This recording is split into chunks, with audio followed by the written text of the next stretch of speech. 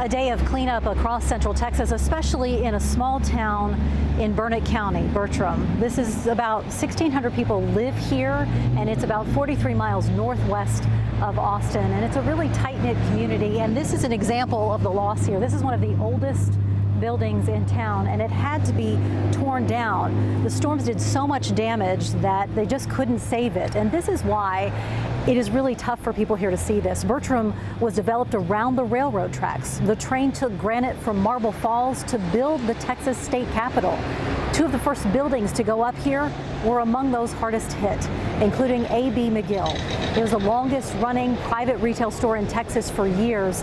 Now, it was vacant, but really is one of those iconic spots that you see as you drive into Bertram off Highway 29, and it held so much of this town's history.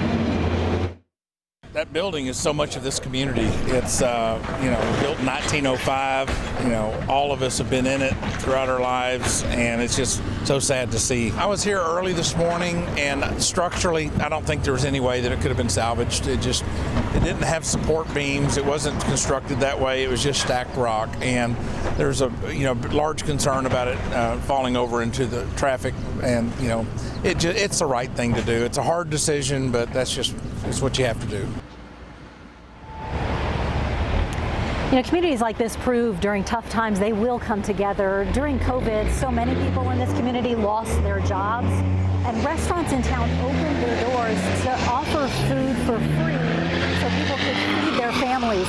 One of those restaurant owners suffered damage to one of his shops today, and people across the community were coming to help to see if they could do anything to pitch in. There really is a lot to be grateful for here. No one was injured in the storms here last night, and it really shows you kind of the randomness of this. Just across the street there, on the other side of the railroad tracks, there was no damage, and that's where so many people live in this community.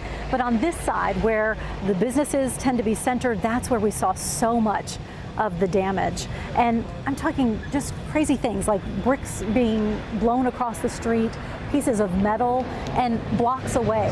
People were finding parts of their restaurants blocks away and trying to piece things back together.